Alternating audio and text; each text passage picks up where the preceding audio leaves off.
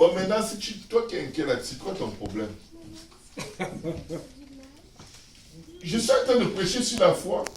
Une souris vient manger à côté de moi dans l'église. Je me dis, vous me parlez de la provision. Vous me parlez de la fidélité de Dieu. Amen. Vous me parlez de la constance de Dieu dans ses promesses. Ce que Dieu dit qu'il va faire, il va le faire. Amen. La Bible dit que les oiseaux ne sèment ni ne moissonnent. Mais Dieu pourvoit. Dieu leur donne à manger tous les jours. Vous savez, l'oiseau se lève. Il a deux préoccupations. Je dois manger et je dois être en sécurité dans un nid. Point. Peut-être il a d'autres préoccupations que je ne connais pas. Mais devinez quoi? Dieu pourvoit. Quand l'hiver arrive, beaucoup d'oiseaux meurent de faim. Beaucoup d'oiseaux meurent de froid. Mais beaucoup aussi survivent. Pourquoi? Parce que Dieu dit qu'il connaît leur nombre et aucun d'eux ne tombe sans qu'il ne les permette. Avant d'anticiper toutes sortes de catastrophes sur ta vie et d'être le prophète de malheur sur ta propre vie, il faut à un moment te dire, regarde, si je ne suis pas Dieu pour prophétiser les bonnes choses sur ma vie, je refuse d'être Satan qui va prophétiser les mauvaises choses sur ma vie. Amen. Amen. Il faut arrêter juste d'être négatif par rapport à ce qui va t'arriver. D'être négatif par rapport à ce qui peut arriver si telle chose n'arrive pas. Avant que tu ne sois né, cette chose n'était même pas. C'est des choses que Dieu a créées pour te donner un certain confort de vie. Mais même sans ces choses, il reste Dieu, il est fidèle, il pourvoit et il va accomplir toutes les promesses qu'il nous a faites. Amen. Est-ce qu'on peut acclamer le Seigneur? Amen. Alléluia. Gloire à Jésus. Merci Seigneur Jésus. Dieu est fidèle. Amen. Dieu est bon. Amen. Nous faisons ce service dans une banque alimentaire aujourd'hui. Où se trouve notre foi pendant qu'on est ici? Est-ce que notre foi va être comme, ok, on est bien au chaud, bien confortable, on n'a pas un loyer trop cher, donc on peut rester comme ça pendant 5, 6, 7, 10 ans. Moi, je ne suis pas là-dedans. Ah non. Ah non. Si tu élargis l'espace de ta tente, Amen. Dieu va remplir. Amen. Amen. Nous devons parler de Jésus aux gens. Nous devons donner notre témoignage. Nous avons vaincu Satan à cause de la parole de notre témoignage et du sang de l'agneau. Ce que Dieu a fait pour toi, Dieu peut le faire. Cette souris qui vient manger ici va retourner dire aux autres souris, j'ai trouvé à manger. Et cet endroit risque d'être infesté de souris. Vous voyez? Si les souris deviennent plus nombreuses que nous ici, c'est que nous ne faisons pas bien l'œuvre. Aïe, aïe, aïe, Seigneur. Si les souris deviennent plus nombreuses dans la bâtisse que nous, on a un problème. Hein? Ça veut dire qu'eux, ils se racontent ce que Dieu a fait pour eux. À leurs frères souris. Et nous, on a honte. On est gênés. On garde tout dans la boîte. Et devinez quoi? Certains crèvent de faim de connaître Dieu. Et de soif de connaître sa justice. Mais ils ne la voient pas. Même les animaux font une meilleure évangélisation que nous. Mettez un morceau de sucre caché derrière les armoires, derrière un meuble dans votre maison. Une fourmi la trouve. Qu'est-ce qu'elle fait? Elle va évangéliser. Les souris, il y a du sucre. Le salut est là-bas.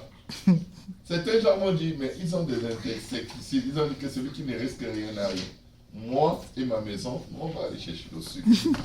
Parce que de toute façon, si on reste ici, on va mourir. Alléluia. Amen. C'est très facile d'éteindre une petite flamme. Mais c'est très difficile d'éteindre un incendie. Nous devons être puissants comme un incendie. Amen. Nous devons faire connaître à tout le monde ce que Dieu a fait pour nous. Amen. Parce que c'est un héritage. C'est un privilège. Amen. D'avoir un témoignage de la part de Dieu. Nous devons raconter. Nous devons faire connaître le nom de Jésus. Confie-toi en l'Éternel de tout ton cœur et ne t'appuie pas sur ta sagesse. Le verset 6 dit, reconnais-le dans toutes tes voies et il aplanira tes sentiers. Ça veut dire que qu'est-ce que Dieu a déjà fait pour toi jusqu'à présent? Est-ce que tu penses que tu es arrivé à cette étape, même si tu as d'autres défis? Est-ce que tu crois que tu es arrivé là-bas par tes forces ou par tes inquiétudes? Reconnais quand même ce que Dieu a fait dans ta vie, pour ta vie, jusque là où tu es. C'est ça, le reconnaître dans toutes tes voies. Ça veut dire cherche à voir Dieu dans tout ce qui se passe dans ta vie. Cherche à le voir. Cherche à reconnaître sa main. Cherche à reconnaître son action. Et témoigne. Le meilleur moyen de vivre sur la force de ton témoignage, c'est de raconter. À un moment, ce n'est plus les personnes qui écoutent que ça édifie, c'est toi-même. Amen. Amen. C'est toi-même. Amen. Amen. Reconnais-le dans toutes tes voies, il aplanira tes sentiers.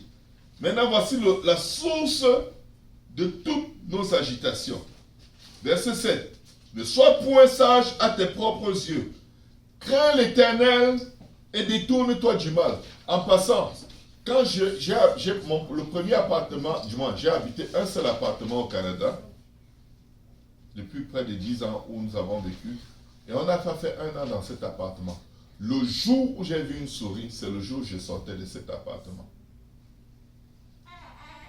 On va sortir d'ici. Dans mon appartement, il y avait une souris qui se nourrissait dans ma cuisine. On va sortir d'ici, pasteur. Dieu pourvoit. Amen, on a vu une souris. Donc, je suis en train de vous annoncer que bientôt on va acheter notre... Hey, amen. Nom de Jésus. Alléluia. Dieu dans toutes mes voies. Amen, amen, amen, amen, amen. Tu étais en fait dans un endroit où tu as besoin d'améliorer là.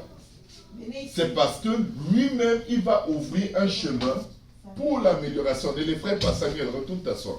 Amen. Parce qu'elle va retourner voir ses parents tout à l'heure pour leur prêcher l'évangile du bonbon qu'elle a trouvé. Amen. Amen. Ne les ferai pas. Va t'asseoir. Amen.